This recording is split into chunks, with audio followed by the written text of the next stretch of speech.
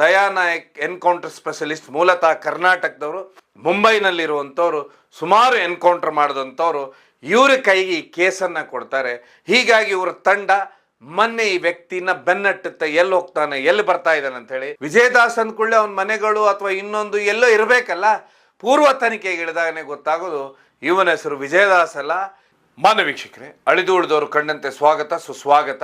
ದೇಶದಲ್ಲೇ ದೊಡ್ಡ ಸಂಚಲನ ಸೃಷ್ಟಿಸಿದ ಒಂದು ಸುದ್ದಿ ಅಂತ ಹೇಳಿ ನಿಮ್ಗೆ ಗೊತ್ತು.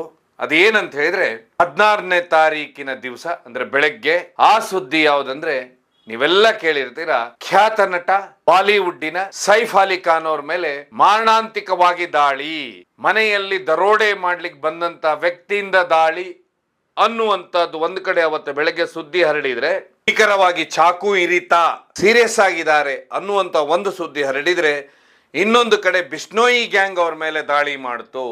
ಇನ್ನೊಂದು